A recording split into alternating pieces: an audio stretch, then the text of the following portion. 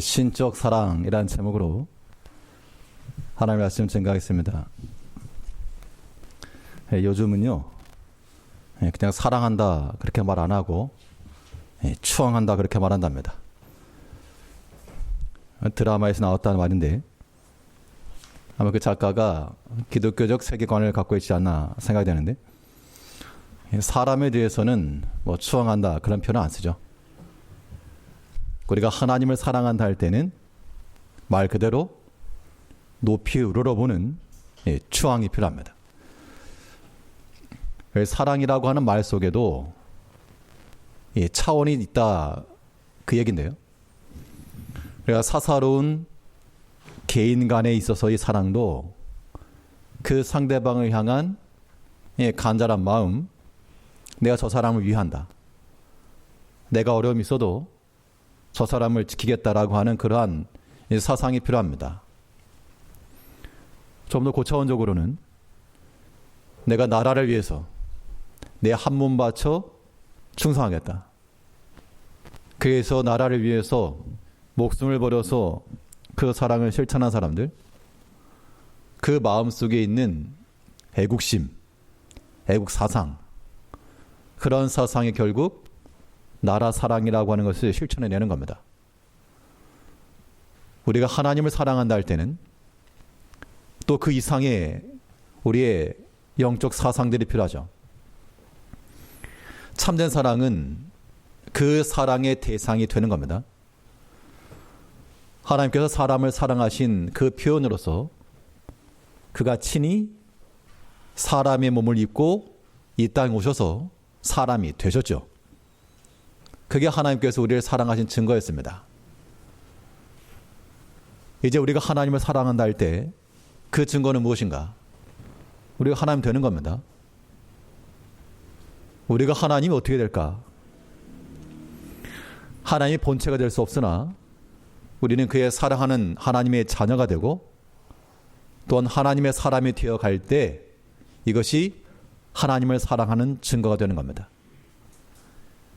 이런 하나님의 사랑을 우리가 표현하기 위해서 우리 마음속에 이미 선재되어 있어야 할 그러한 사상들이 필요한데요.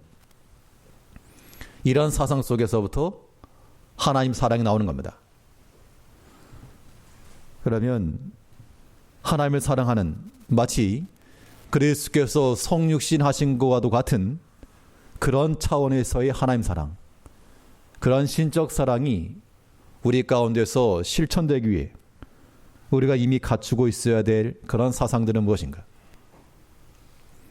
오늘 본 말씀을 통해서 살펴보겠습니다. 첫째로, 하나님 사랑이라고 하는 것은 하나님께로부터 복이 있다라고 하는 이 주복 사상에서부터 나오는 겁니다. 주복 사상이라 하면 모든 복은 하나님께로 나온다. 그러므로 이러한 사상을 확고히 가진 자들은 하나님을 사랑하는 백성들이 되는 겁니다. 왜냐하면 하나님을 사랑하는 것이 곧 무엇이기 때문에? 하나님을 사랑하는 것은 곧 복이기 때문에, 복이기 때문에. 하나님 사랑 이코르 복인 겁니다. 시편 115편 13절 말씀에서 물은 대소하고 여호와를 경외하는 자에게 복을 주시리로다. 대소물어나고 누구든 관계없이 큰 작은 자에건 물어나고 여호와를 경외하는 자에게, 하나님을 사랑하고 존중하며 또한 하나님을 높이 받드는 자들에게 복을 주시리로다. 누가? 하나님께서. 하나님을 사랑하고 하나님을 경외함이 우리 성도의 복인 게 분명하죠. 그러면 하나님께 나가는 게 복이구나, 하나님을 사랑하는 것이 내 삶 가운데 복된 거구나, 그러한 인식을 확고히 가진 백성들이 하나님을 사랑한다는 겁니다. 이거는 마른 수건 짜내는 것처럼 억지로 하는 것이 절대 아니고요. 하나님께 나가는 것이 내게 복이다, 당연하다, 이런 생각을 가지고 있어야지만 우리는 이러한 주복 사상을 가지고 하나님을 사랑하는 이 사랑이 우리 가운데서 실천이 되는 겁니다. 하나님을 경외하고 또 하나님을 사랑한다는 것이 그러면 우리 가운데서는 어떻게 실천이 될까? 구체적인 행동으로 나타나야 되겠죠. 우리가 보통 사랑하는 사람이면 가까이 하고 싶어 하고 또 자주 만나고 싶어 하고 그럽니다. 그러니까 사랑한 거죠. 그래서 멀리 떨어져 있어도 서로 사랑하는 관계면 마치 내 옆에 있는 것 같고 기회만 되면 먼 거리라도 가고 싶고 그게 사랑의 증거입니다. 반면 그렇지 않으면요. 한 공간에 있어도 원수처럼 지내는 겁니다. 우리가 하나님을 사랑한다라고 하는 그 표현법은 하나님께 등을 대는 것이 아니고 하나님을 마주하는 것.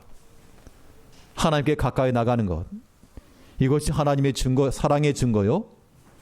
그것은 또한 우리에게 무엇이라? 우리에게 복이라. 이러한 명확한 신앙 고백들이 있어야 됩니다. 시편 73편 28절 말씀에서 하나님께 가까이 함이 내게 복이라. 내가 주 여호와를 나의 피난처로 삼아 주의 모든 행사를 전파하리다. 우리가 하나님 말씀을 볼 때 마치 신구약 66권에 얼마나 많은 말씀이 있습니까? 우리가 식당에 가지고 마치 뷔페 식당에 가지고 이것저것 보는 것처럼 그렇게 보시면 안 돼요. 음식을 눈으로 보고 냄새를 맡으려고 식당에 가는 게 아니라 좋은 거면 입으로 넣고 삼켜서 소화를 하여 우리 영양분 삼기 위함이죠. 하나님의 말씀을 우리가 알아서 문제가 아니고 다 아는 말씀들이죠. 익히 들었고 알아. 하나님께 가까이 복이래. 그거는 마치 음식이 가득해 있는 것 앞에서 냄새 좋다. 맛있겠다. 그겁니다. 이 말씀을 보고 하나님이 가까이함이 복이다. 그게 아니고 하나님께 가까이함이 나한테 복이다. 나한테. 성이 그랬잖아요. 하나님께 가까이함이 내게 복이라. 단지 그 말씀을 알아서가 아니라 참으로 그러하다. 예, 맞습니다. 하나님을 가까이 하는 것이 진정으로 내 복입니다. 그러한 믿음의 고백이 나올 때라야 우리가 하나님께 나가는 거죠. 오란다고 해서 오는 게 아니고 하나님께 나가는 게 복이기 때문에 이건 막아도 가는 것이고 오지 말라 해도 가는 것이요. 기회를 따라서 어떤 가진 변명과 핑계를 대서라도 주 앞에 빠지는 게 아니라 주께 가까이, 주를 피하여 세상으로 가까이 나가는 것이 아니고 세상이 핑계를 대고 세상에 변명을 하여 하나님께로 가까이 할 줄 아는, 이것이 하나님을 사랑하는 증거가 아닌 건 무엇이겠습니까? 그러면 나는 과연 하나님을 사랑하는가? 바꿔 말해서 내가 하나님께 가까이 나가기를 힘쓰는가? 우리가 하나님을 사랑한다는 것은 마치 나에게 있는 동전 하나 꺼내서 다른 사람, 불쌍한 사람 도와주듯이 그런 것이 하나님 사랑 절대 아닙니다. 이 신적 사랑이라고 하는 것은 우리가 하나님의 사람 되는 겁니다.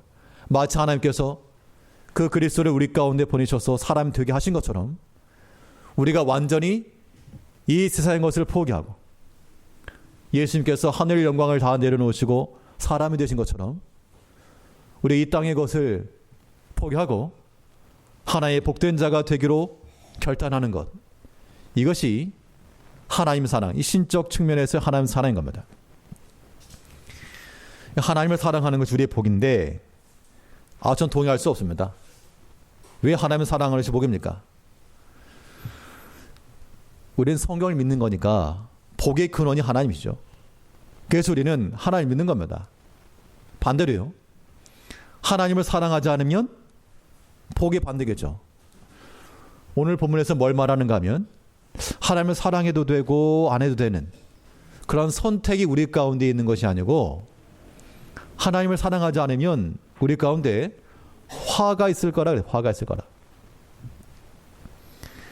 하나님을 진실히 사랑하는 것은 우리 성도의 복이요, 하나님을 사랑하지 않으면 이거는 조지요 화라 그랬습니다. 우리 본문 22절 말씀에서 만일 누구든지 주를 사랑하지 아니하거든 저주를 받을지어다. 사실 이런 말씀들은 상당히 거북스러운 말입니다. 믿지 않는 사람들이나 혹은 초신자들 경우에 뭐 이런데 뭐 사랑할 수 있고 안 할 수 있지 안 한다고 저주를 받으라? 이게 지금 사랑의 기독교의 살 말이냐? 하나님은 사랑이라며 주를 사랑하지 않으면 저주를 받아라? 이런 말이 도대체 어디 있는가? 이런 극단의 표현이라고 하는 것은 바꿔 말하면요, 하나님이 무슨 악질이라서 그렇게 말씀하신 것이 아니라 참으로 사랑하기 때문에 그렇게 말씀하시는 겁니다. 어떠한 독이 있다 그러면요, 그 독이 해로우니까 어떻게 말합니까? 경고하죠. 경고. 먹어도 되고 안 먹어도 되고 이렇게 경고하는 거 없습니다. 먹으면 죽는다고. 만일 우리 자녀들이 그 독을 가까이 있으면 그럼 죽는다고. 그렇게 반문할 수 있죠. 엄마 아빠는 나를 사랑한다면서 왜 죽는다 그러냐고. 죽으니까. 그 독의 해로움을 알기 때문에 그렇게 말하는 겁니다. 하나님을 사랑하지 않는 것은 왜 화가 되는가? 복의 근원 되신 하나님께서 그를 사랑하는 자녀들에게 하나님을 계시하시기 때문에 그 자체가 복인 거죠. 우리가 하나님을 사랑하는 것과 사랑하지 않는 것, 하나님을 사랑하지 않는 자들에게는 화가 임했다 그랬는데, 여기서 한 가지 우리가 구분할 거는, 그러면 내가 참 하나님을 안 믿는 거 아니고 다 좋다, 내가 교회는 나와주겠다, 그런데 사랑한다고까지는 말 못하겠습니다. 그런 경우도 있습니다.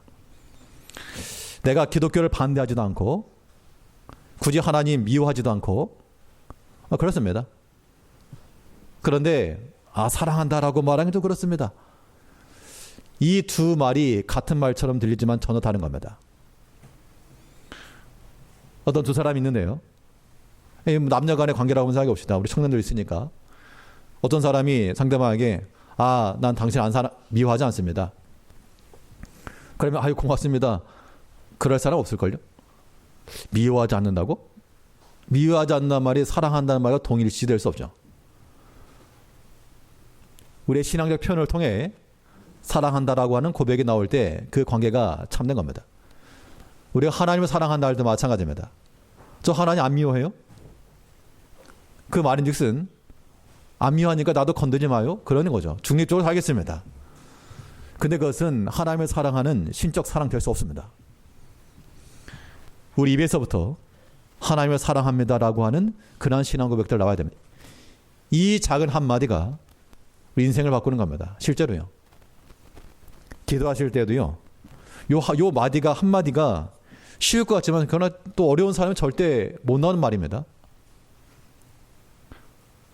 하나님 아버지 요 한마디요, 누구나 할 수 있는 말이지만 이거 어려운 사람은 절대 못하는 말입니다. 전에 한 말씀드렸지만 저 하나님 아버지라는 말 못했습니다. 제가 교회를 안 다녔는가? 교회 다녔죠. 어렸을 때부터 교사도 했고요, 중고등부 회장도 했었고, 청년 회장도 했었고요. 하다못해 이제 신학교까지 갔습니다. 하나님 아버지란 말이 안 나와요. 아버지란 말이. 왜냐하면 저에게 아버지란 경험이 없어서 그래요. 일찍 돌아가신 탓에 아버지란 말 해본 적 없거든요. 아빠라고는 불러봤겠지만 아빠란 말. 아버지란 말 해본 적 없어가지고 이 아버지란 말이 저에게 굉장히 어색했습니다. 익숙하지 않았고 불편했고, 기도할 때도 하나님까지는 했지만 하나님 아버지까지는 못했었습니다. 신학교 가가지고 이제 언어를 배운다고 헬라의 아버지라는 단어가 파테르. 그래서 제가 그렇게 해냈습니다. 파테르까지는. 그때까지만 해도 아버지라는 말을 못했어요. 초창기에. 어떻게 보면 좀 엉터리죠. 그래놓고 신학교를 갔으니까. 그런데 어느 한날 제가 하나님 아버지라고 하는 그 고백이 터져나오고서부터 세상이 바뀐 거예요. 사실은. 그 한마디가 나에게는 저를 바꾼 겁니다. 우리가 하나님을 사랑합니다. 이 말 못하죠, 사실. 이 가운데서 하나님 사랑합니다. 말 못하시는 분 많이 있습니다. 있을 겁니다. 그런데요, 그 한마디가 나오게 되면 우리 신앙의 모습이 바뀌게 되어 있습니다. 억지로 할 수는 없지만, 그러나 우리 하나님을 묵상하고 또 하나님 앞에 나아갈 힘쓰게 되면 의지적으로라도요, 하나님 사랑합니다. 그게 표현하게 되면 우리 마음 가운데 하나님 사랑하는 그 애심이 생기는 겁니다. 오늘 보면 뭐라 말했습니까? 누구든지 주를 사랑하지 아니하거든 저주를 받을지어다. 하나님 너무합니다가 아니고 이렇게까지 표현해서 하나님을 사랑하는 그 길에 들어가길 원하시는 하나님의 마음을 헤아리는 것이 지혜로운 자녀들이죠. 하나님 사랑은 무엇입니까? 성경에서 말하기를 하나님을 사랑하는 것이 이것이니 곧 그의 계명을 지키는 것이라. 하나님의 계명을 잘 지키며 나가는 것은 하나님을 사랑하는 증표요, 그러한 명령을 지키며 나가는 자들은 하나님을 사랑한다 그랬으니까 그들이 받을 화가 지나간다 그랬습니다. 우리 전도서 8장 5절 말씀에서는 무릇 명령을 지키는 자는 화를 모르리라. 지혜자의 마음은 시계와 판단을 분별하나니. 주의 명령을 지키고 나가게 되면 그에 대한 책임은 하나님이 지실 것이기 때문에 화를 모를 것이다. 화가 지나간다, 그런 얘기입니다. 그렇다고 해서 우리가 어려운 일 당하지 않는다, 그런 의미는 아니죠. 비록 우리가 시험 가운데 빠지고 어려움 가운데 봉착할지라도 화가 우리 가운데 훑어 지나가지 못하고 하나님께서 막아주시고 보호해 주시고 우리가 화라라고 말한 그것까지라도 복으로 바꾸실 하나님을 우리가 믿는 겁니다. 결국 우리가 하나님을 사랑한다라고 하는 것은 하나님께 나아가는 것이 우리 인생의 복이요, 하나님을 사랑하지 않는 것은 이건 화다. 이러한 명확한 이 주복 사상을 가질 때라야, 이 기복 사상 말고요, 주께 나가는 것이 우리의 복이라고 하는 이 주복 사상을 가질 때라야 마치 예수님께서 성육신 하신 것과도 같은 그의 견율바는 아니라 우리가 하나님의 자녀가 되어 하나님을 사랑하는 이런 신적 사랑에 들어갈 수 있다는 겁니다. 이런 사랑도 하셔야죠. 하나님께 나가는 자들은 그 약속대로 복을 받는다. 뭐 잘 돼서 복 아닙니다. 하나님 자신, 하나님께서 친히 우리의 복이 되시는 거죠. 이런 마음을 가지고 우리가 하나님을 사랑하며 우리의 끊임없는, 변함없는 주복사상으로 살아가는 성도님들 되시기 바랍니다. 둘째로, 우리가 하나님을 사랑하는 이런 신적 사랑함을 이루기 위해서는 주 소망 사상을 가져야 됩니다. 주를 앙망하고 주를 소망하는, 이 소망이라고 하는 말 속에는 이 장래의 것이 포함되어 있습니다.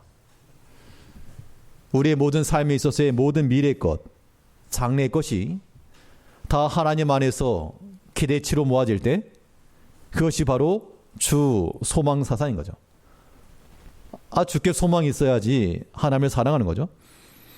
오늘 보면 22절 말씀에서 만일 누구든지 주를 사랑하지 아니하거든 저주를 받을지어다.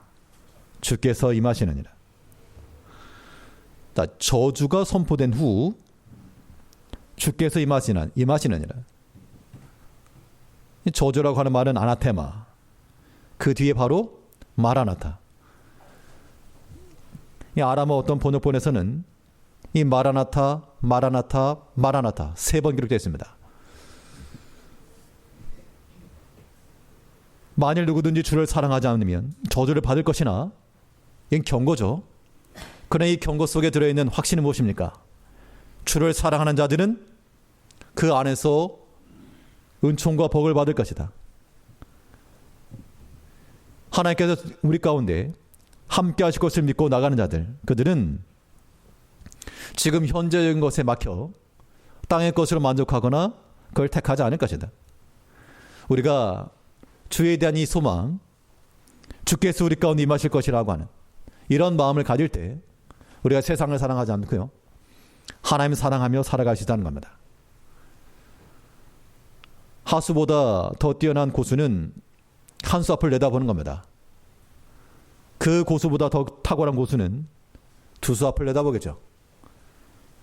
진정한 고수는 마지막까지 보는 겁니다.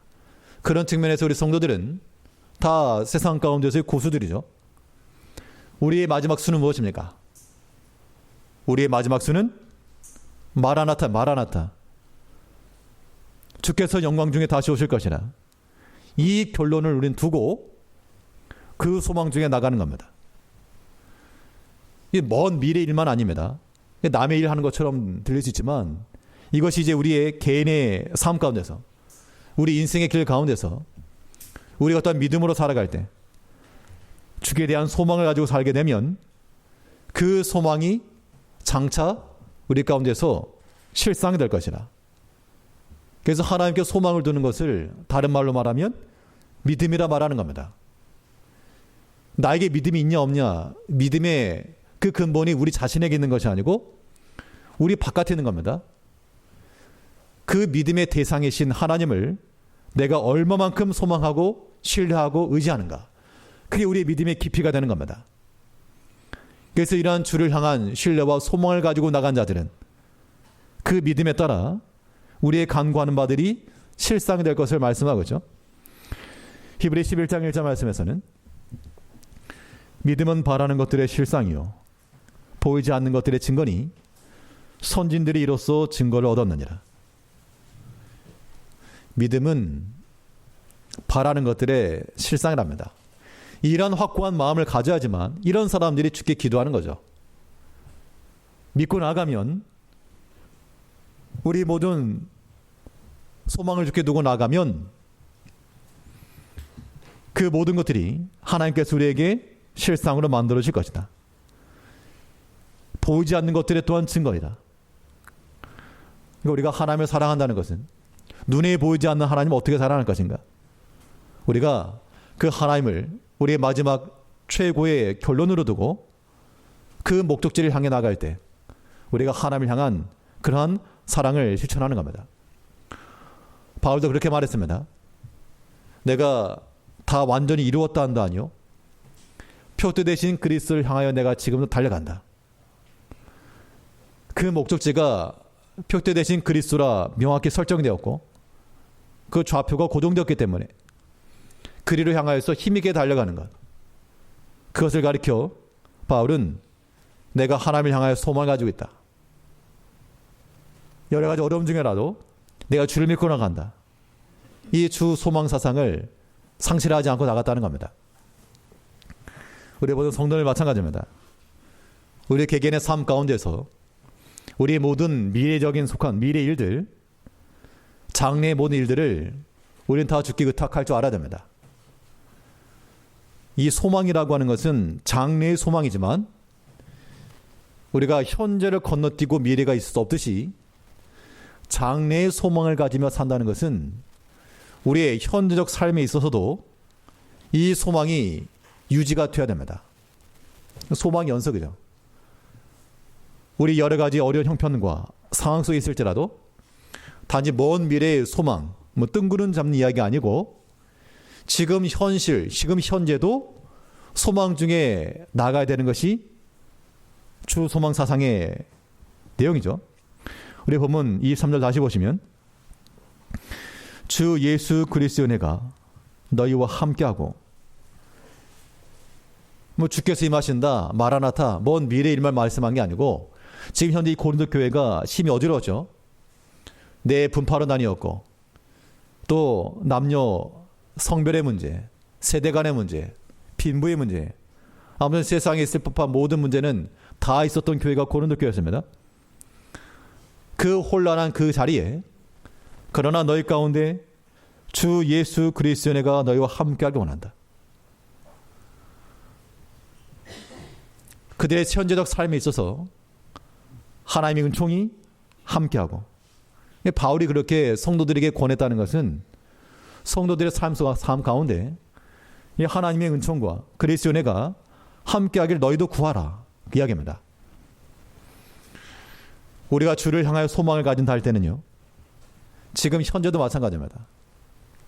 우리 때로는 낙심이 될 만한 상황 가운데서라도 우리가 이 소망 놓치지 않고 우리의 모든 현재 삶 또한 이 소망으로 채색하고 나가야 됩니다.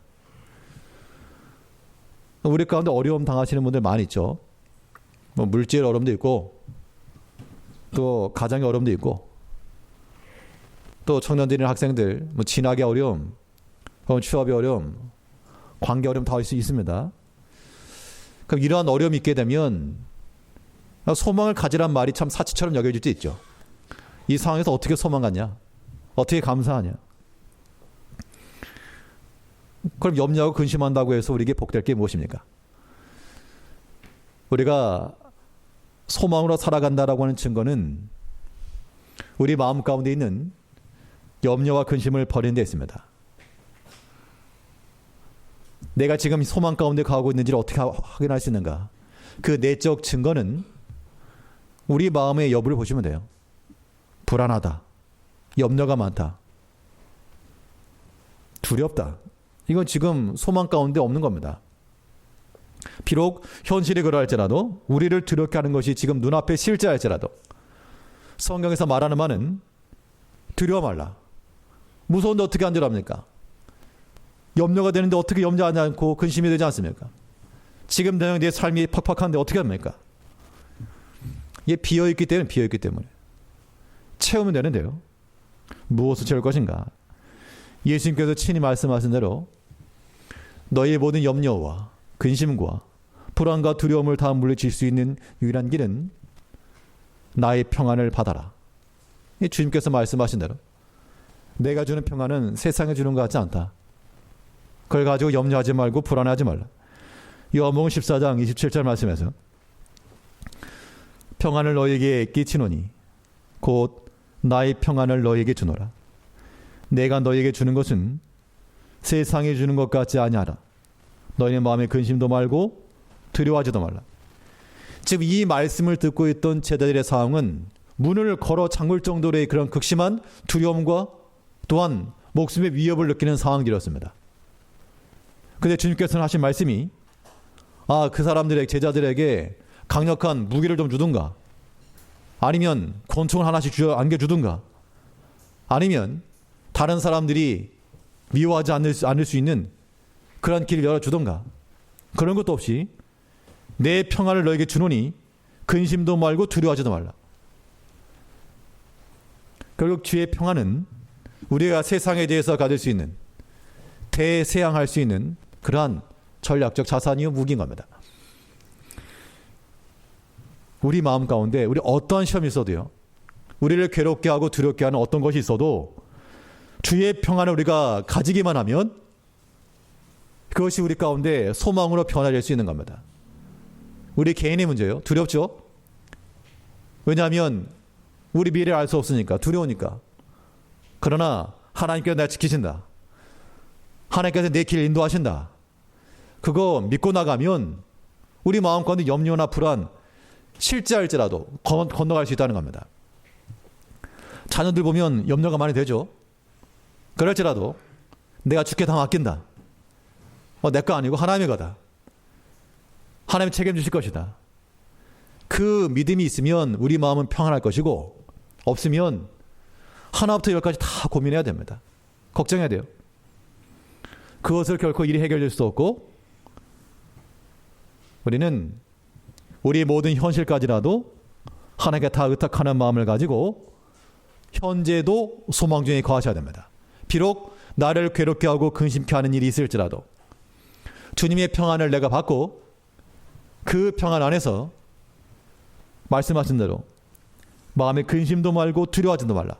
그랬으니까 이런 마음을 가지고 소망 중에 나갈 때 이것이 결국 하나님을 사랑하는 증거죠.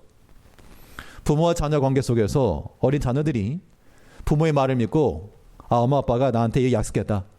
그 약속을 따라서 기다리며 순종하게 되면 그게 복된 길이죠. 지금 당장 해결되지 않았어도 똑같은 겁니다. 우리가 하나님 믿고 나아가게 되면 우리 자신보다도 하나님께 더 우리를 걱정하시고 위하시니까 그건 분명한 사실이죠. 부모님들이 자녀들 사랑하잖아요. 자녀들이 생각하는 것 그 이상으로 사랑하시는데 하나님께서 마치 그와 같이 하실 것이다. 요 생각만 하게 되면 일단 안심. 저도 아이 있다 보니까 아이들이 부모 마음 다 모를 거겠죠. 자녀들이 생각하는 것 그 이상으로 부모가 사랑한다.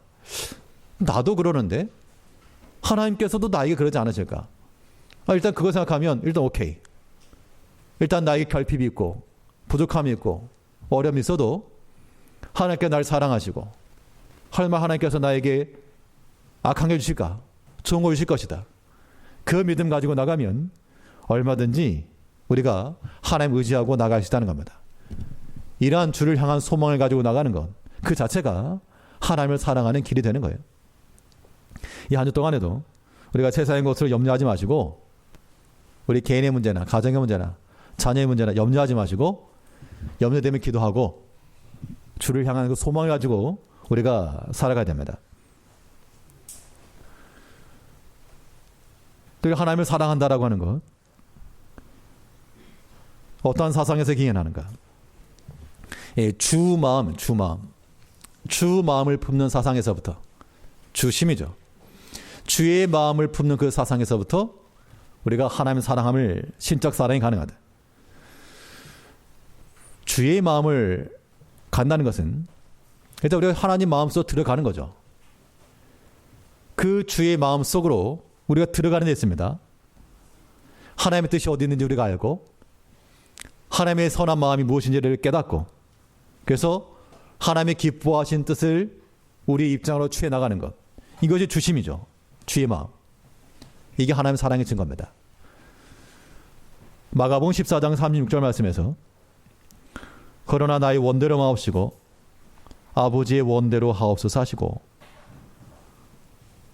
예수님께서 이 십자가를 지실 때 나의 뜻이 있었으나 나의 원대로 마옵시고 아버지의 원대로 하옵소서. 그러니까 하나님의 마음, 그 아버지의 마음 속으로 지금 들어가신 겁니다. 우리가 하나님을 사랑한다 할 때 마찬가지인데요. 우리가 하나님의 마음, 그 속으로 우리는 들어가야 됩니다.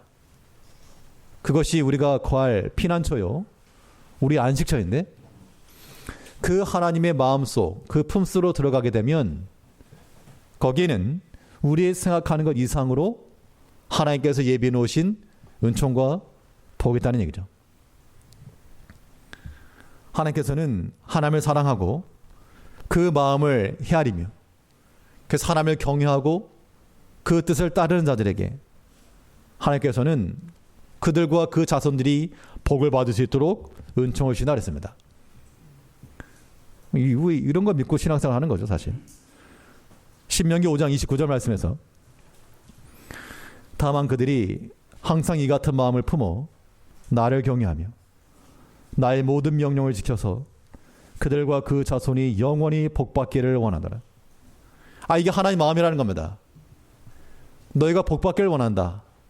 근데 그 길이 나를 경외하며 나의 명령을 지켜 그들과 그 자손이 영원히 복받기를 원한다. 이게 하나님의 마음. 그러면 이 마음 속으로 들어가는 자들은 하나님을 경외하며 그 명령을 지켜나가는 거죠. 이것이 하나님을 사랑하는 증거입니다. 우리가 하나님 마음 속으로 힘써 들어가셔야 됩니다. 하나님 뜻이 어디 있는가? 내가 지금 하나님 마음 밖에 있지 않는가? 들어가셔야죠. 들어갔으면 들어간 게 끝이 아니고요. 들어갔으면 이제 도로 나와야 되는데 도로 나올 때는 하나님의 마음을 품고 나오는 겁니다. 이것이 이제 우리의 삶에서의 실천이 되는 거죠. 바울은 이 교회를 향한 사랑을 말하면서 나의 사랑, 바울이 가지고 있었던 그의 목회적 사랑을 말했지만 그 사랑이 나의 개인적 감정에 의한 사랑이 아니요 나의 사랑이 곧 그리스도 예수 안에서 증거받은 예수 마음에서 나온 사랑이다. 그렇게 말하고 있습니다. 우리 보면 24절 말씀에서 나의 사랑이 그리스도 예수 안에서 너희 무리와 함께 할지어다. 이 말씀을 좀 더 묵상할 필요는 나의 사랑과 그리스도 예수의 사랑이 별개라는 것을 말씀하는 게 아니고 내가 그리스도 예수 안에서 그 십자가의 사랑을 가지고 지금 너에게 나아간다라고 말하고 있습니다. 그럼 이 고린도 교회가 바울에 대해서 호의적이었습니까?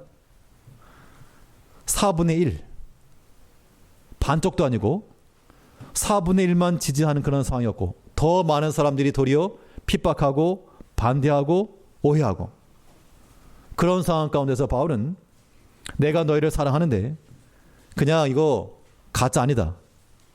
이 나의 사랑은 그리스도 예수 안에서 인정을 받은 십자가의 사랑임을 지금 얘기하고 있습니다. 이제 우리 성도님들이 사랑할 것도 마찬가지입니다. 우리가 개인적으로 하나님의 그 사랑 안에 들어가서 하나님의 사랑을 깨닫는 것 중요하고요. 깨달았으면 그 사랑을 품고 나와서 그 십자가로 사랑을 실천해 내야 됩니다. 이 어려운 일들을 우리가 행하는 겁니다. 이게 신앙생활이죠. 나를 사랑하는 자들에게 사랑할 수 있습니다. 나를 미워하는 자들에게 어떻게 사랑한다 말할까? 근데 바울은 말하기를 너를 향한 나의 사랑이 그리스도 예수 안에서 명확하다. 우리가 하나님을 사랑하고 또한 그 사랑하는 마음을 가지고 우리가 또한 교회를 사랑하며 형제 사랑을 힘써야 됩니다. 우리의 사랑이 하나님의 사랑과 일치함이 얻으려면 우리가 어떤 일을 행하건 우리가 다 하나님께 한다는 마음을 가지고 하시면 됩니다. 사람 사랑이요? 비록 사람이지만 내가 하나님을 섬기듯 내가 섬기겠다. 교회 사랑? 내가 하나님을 섬기듯 교회 일을 행하겠다. 어떤 봉사도 마찬가지입니다. 내가 하나님께 행하듯 주일 행하겠다. 그런 마음을 가지게 되면 그것이 곧 주의 마음을 행하는 겁니다. 하나님을 향한 신적 사랑이라 말할 수 있죠. 골로새 2장 23절 말씀에서는 무슨 일을 하든지 마음을 다하여 주께 하듯 하고 사람에게 하듯 하지 말아라. 우리가 이 주의 앞에서 주께 하듯 그 마음을 가지고 나가면 주의 마음을 가지고 나가는 겁니다. 주의 마음을 두고 나가게 되면 이것이 곧 하나님을 향한 일이 되죠. 이제 우리가 어떤 봉사의 직분을 감당하시건 우리가 먼저 하나님의 그 사랑하는 마음을 헤아려 아버지의 뜻을 알고 또 하나님의 그 마음을 품고 그 마음을 고스란히 가지고 나와서 전달해 줘야 됩니다. 이것이 우리가 하나님을 향한 사랑이요 하나의 마음을 품고 나가는 주심사상이라 말할 수 있겠죠. 우리가 하나님을 사랑하는 것은 그냥 우리가 1대1로 내가 할 수 있는 행위 가운데 하나의 사랑이 아니라 신적인 사랑. 이 신적인 사랑은 무엇입니까? 우리가 하나님이 되는 겁니다. 하나님의 자녀가 되는 길이요. 하나님의 사람이 되는 겁니다. 이것이 하나님의 사랑의 증표란 얘기죠. 이러한 신적 사랑을 위해서 하나님께 나아감이 내게 복이라는 이러한 복된 마음과 우리가 비록 여러 가지 시험과 어려움 가운데 있을지라도 하나님을 온전히 의탁하여 하나님께 의지하는 주 소망과 주의 마음을 알고 그 마음을 따라 십자가의 사랑을 가지고 실천해낼 줄 아는 그런 마음을 가지고 살아가는 하나님을 참으로 사랑하는 우리 본 성도님들 되시길 바라겠습니다. 기도하겠습니다. 우리의 변함없이 사랑하신 아버지 하나님,